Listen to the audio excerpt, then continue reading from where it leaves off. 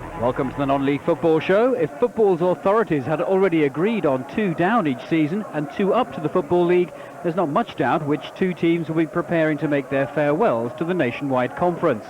Instead, the biggest crowd of the season gathered at Huish Park in Yeovil for the game billed as the season showdown. The commentator is Kevin Keatings.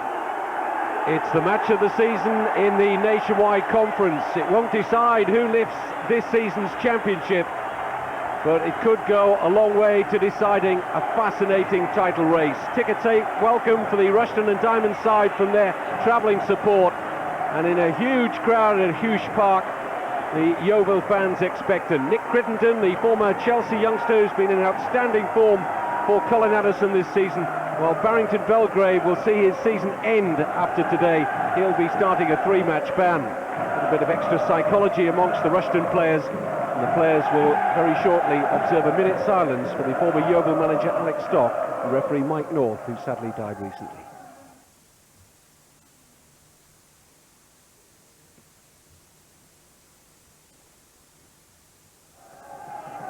An impeccably observed minute's silence for Alex Stock, whose finest moments with Yeovil were scoring a goal in one of the most famous, if not the most famous, FA Cup victory of all time against Sunderland back in 1949. And we're underway with Yeovil in their green and white strip, playing from left to right in the first half, and this is where the test of mental strength will be at its greatest. Ever since the sides met back at Nain Park in November, the outcome has been likely that these two would be battling it out for promotion. And what a close contest it's been all the way. Neither side really has been able to take the initiative. At one stage, Yeovil were 9 points ahead of Rushden in the championship race. And Colin Addison knows that his side, since the start of February, have performed poorly. Just 4 wins out of 13. Burgess with the free kick. Got back in there again and not sufficiently cleared, and Jackson's cleanly hit volley straight into the arms of Tony Pennock.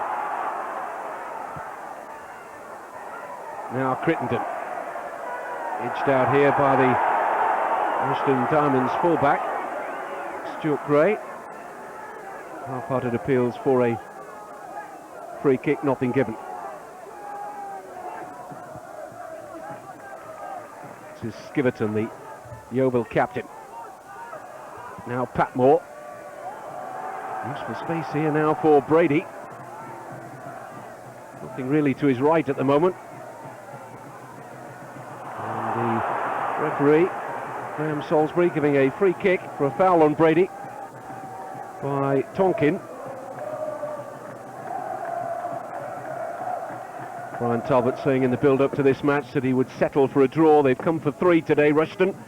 Oh, and a good try by Burgess. And a decent hand over the top there from Tony Pennock. But it was cleanly hit by Andy Burgess. A good save.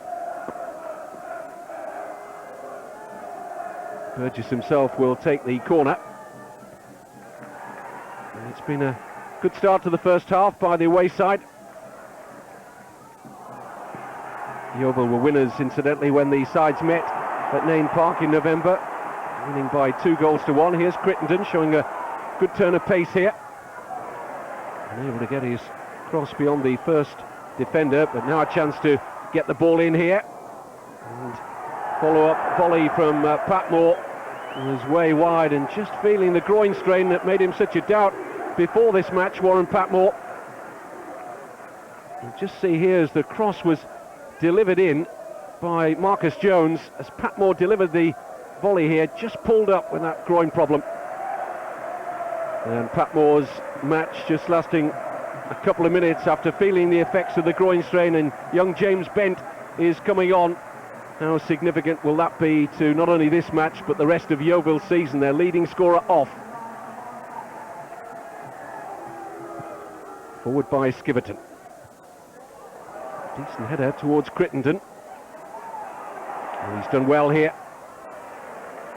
And again, pretty good defending by Rushden, but still the pressure on here. Half-hearted appeals for handball. Still it's Crittenden. And Burgess. They felt that there might have been a foul there. Andy Burgess thought so, but the referee's given a corner. Skiverton, the captain, is forward. He's very useful in the air.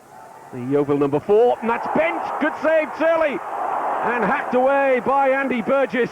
But James Bent, the substitute for Patmore, so close there. Jackson held it up well. It's a great pass. Brady in the clear here. Wonderful chance for Rushden. What a disappointing finish from John Brady. You would have expected to have done better here. Didn't really fancy it on his left side too much, and way over Pennock's crossbar. Rushden will feel that they've got the advantage. Not only do they have a better goal difference than Yeovil into double figures, could be crucial in the final analysis, but they have 2 home games coming up in the next week, starting with a visit of Telford on Tuesday, whilst Yeovil go to Lee. A decent ball in by Bent, but Belgrave just unable to position himself to get any sort of strike on goal, but he's been lively since he came on, James Bent.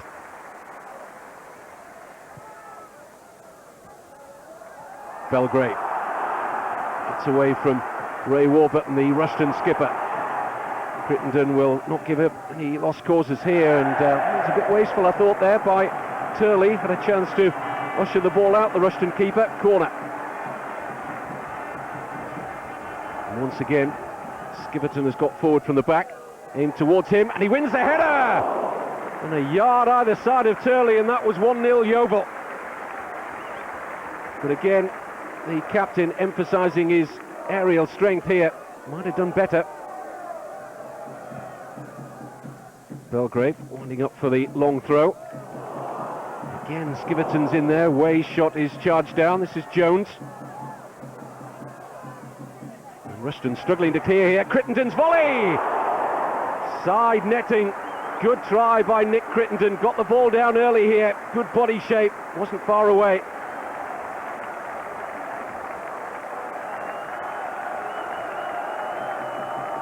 Billy Turley's been in the action the last few minutes. Been a better second half for Yeovil. Derby's header. Jackson. What a season those 2 strikers have had for Brian Talbot. This is Andy Burgess. And Derby coming in here! Pennock with a tip over, but Dwayne Derby, by his own high standards, would have expected to have scored from there. The cross invited a goal for Dwayne Derby. And Pennock with a save. Brian Talbot once more from his players. Knows how crucial it is not to lose this match. Keeps the destiny of the conference title within the hands of Rushden. Whilst Yeovil looking to join their rivals on 76 points with a win. This is Brady. Decent cross. Burgess. Right in front of those Rushden fans. Can only head over the top. Again, another good ball in here, this time by Brady. Burgess climbed well, but couldn't direct his header. Belgrave. It's a good turn away from Warburton. And the corner is conceded by Stuart Gray. Still locked at 0-0. Yeovil averaging nearly 2 goals per game away from home. Yeovil averaging over 2 goals a game at home, but still no breakthrough yet. Once again, Skiverton is in there causing problems. And a couple of feet over Turley's crossbar in the end. Colin Addison desperate for a return from this pressure. There's been some considerable pressure by Yeovil in the last few minutes. Goalkeeper Pennock is forward for the free kick. That's how important it is for Yeovil. They know that the goal difference could be the key. Ball nodded in here, and Rodwell's there, just short of the goal line, the Rushden substitute to clear. Great noise around the stadium now. The official crowd handed to us a few minutes ago, incidentally, 8,868, the highest conference attendance for 13 years. Still expectant possibly of a late Yeovil winner here. All the pressure at the Rushden end. Jackson can't retrieve, and one final opportunity you feel now for Yeovil to get the goal that could make all the difference to conference football or league football next season. The volley, well, how much did Yeovil, or rather Rushden, know about that? The volley came in from Tom White, just about the last chance, I would have thought, now for Yeovil. But surely that was on its way into the back of the net had it not struck a Rushden body. Again, they'll look for the long throw here. Everybody back for Rushden and Diamonds. And it's Darren Way with a shot. Just pulled it. He's worked hard in midfield, as all the players have out here in the sunshine at Huish Park. But the final score, Yeovil 0, Rushden and Diamonds 0. The Rushden fans will settle for that. The destiny of the conference title within their own hands. Hard-fought game, and it ends even. We came to get 3, but we're happy to go away with 1. I thought it was a tough game for both teams. I thought both teams didn't want to lose, obviously, and we're pleased to go away with a draw. But obviously, we'd have liked 3, but in the finish, with the pressure we had at the last 10 minutes, I was grateful when the final whistle went. Obviously, we're disappointed. I just felt we needed to win the game today, and in this situation as we are, 3 points behind, game in hand, etc., etc. But I think over the 90 minutes, maybe it's a fair enough scoreline. It's now who's got the nerve and who can finish the season with the mental strength and ability to finish the job off. I couldn't ask from any more from any of the squad or the team that performed this afternoon. They gave their all. They were very, very confident, positive in their approach to the game, and even though I don't think it was a classic, game, it was a very, very interesting encounter, as it was always going to be with the top 2 sides in the conference.